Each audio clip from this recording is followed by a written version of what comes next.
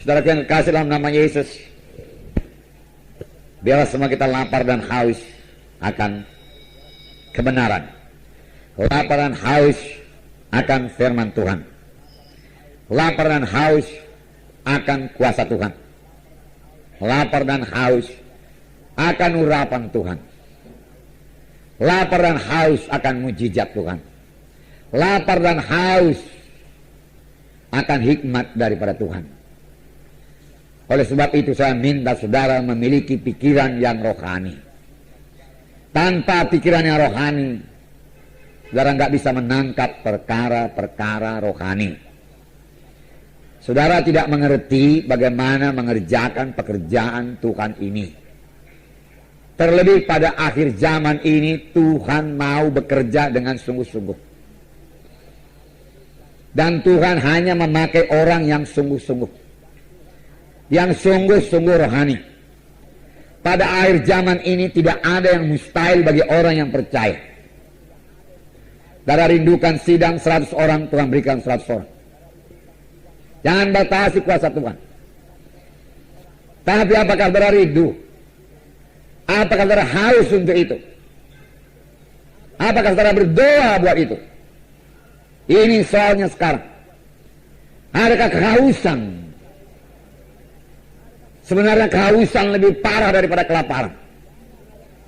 Memang firman Tuhan berkata, berbahagialah orang yang haus dan lapar, atau lapar dan haus akan kebenaran, karena mereka itu akan dipuaskan.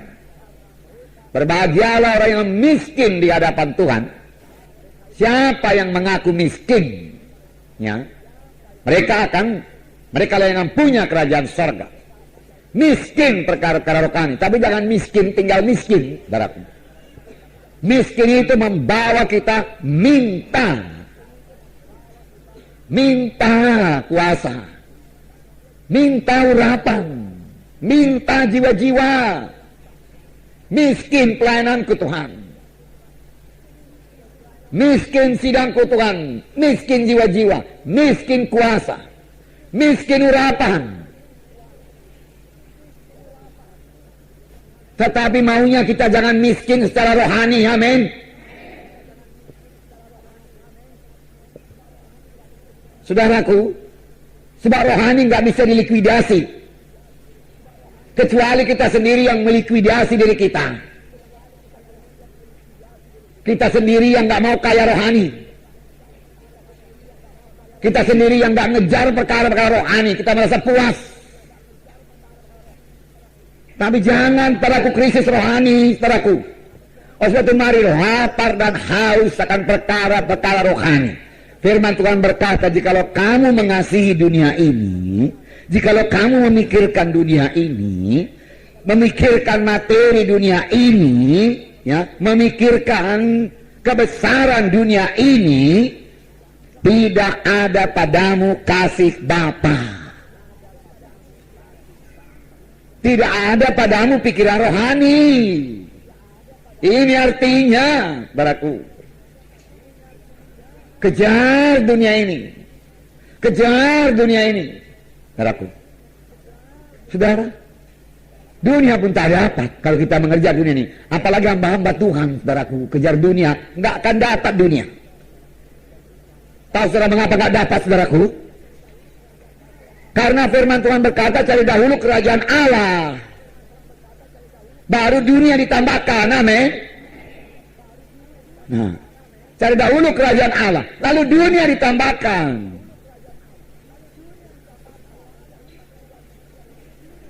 Kalau ada hamba Tuhan mengejar dulu dunia, saudaraku, dunia pun gak dapatnya, apalagi rohani.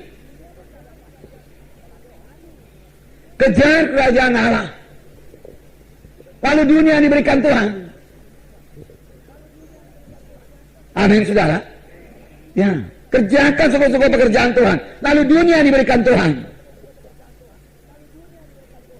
Amin, saudara. Nah, haleluya. Nah, saudara, kita kasih dalam nama Yesus.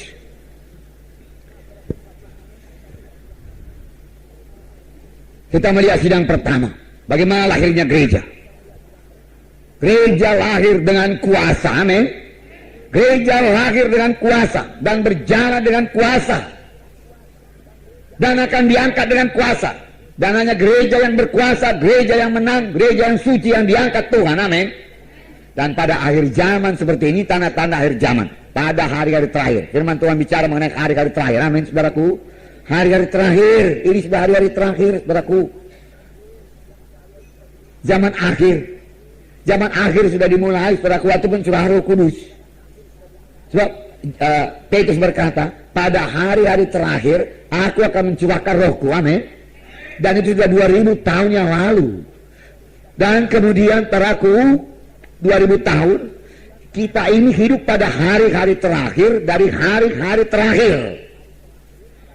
Nah, apakah kita masih mengejar dunia? Hari-hari terakhir dari hari terakhir, tanda-tanda akhir zaman sudah genap lah ini, saudaraku. Banyak sekali sekarang orang Kristen berdoa. Kalau ada keributan kita nggak bisa menginjil, saudara. Nggak bisa seperti ini.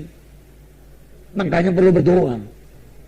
Firman Tuhan juga berkata, berdoalah buat pemerintahan, supaya kamu memperoleh pemerintahan yang baik. Firman Tuhan berkata, kita harus berdoa supaya pemerintahan kita pemerintahan yang baik. Dan itu hanya bisa didoakan oleh orang yang rohani. Kalau saudara nggak rohani, saudara nggak berdoa buat itu. Saudara, kita harus memikirkan dan mendoakan negara kita ini juga. Amin, saudaraku.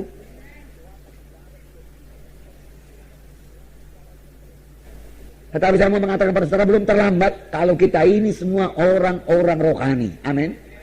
Tapi kalau kita masih mengejar kepentingan diri kita sendiri, saudaraku, kita akan ambruk, saudaraku. Pelayan saudara juga akan ambruk.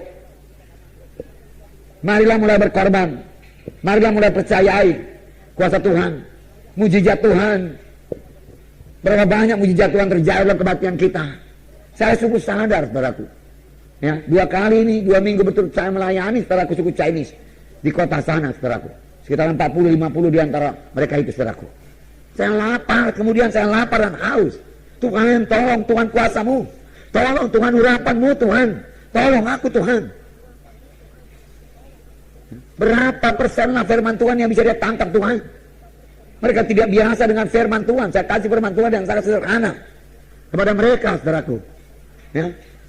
Oleh sebab saya berdoa, saya pikir pun nggak semua bisa dia tangkap firman Tuhan itu. Tapi saya berdoa, Tuhan, siapa yang saya letakkan tangan dalam nama Yesus, dia mesti mengalami kuasa-Mu, Tuhan, di dalam nama Yesus. Aku rindu kuasa-Mu, aku rindu urapan-Mu. Tidak bisa tidak, Tuhan, saya katakan. Saya berdoa, beberapa jam saya berdoa, baru saya berangkat, saudaraku. Nah, begitu caranya, saudaraku. Doakan lagi dalam nama Yesus, sembuhkan Tuhan dalam nama Yesus. Maju lagi satu ibu-ibu ke depan, saudaraku. Lalu, saudaraku, ibu ini saya tanya, mau apa ibu? Oh, dia bilang, saya mau doa, mohon urapan Tuhan untuk bersaksi. Saya belum pernah dengar, saudaraku, sepanjang melayani demikian, saudaraku. Begitu bersemangat dia bersaksi. Nah, makanya minggu depan ini, saudaraku, ya, akan lebih banyak lagi jiwa-jiwa baru. Amin, saudara.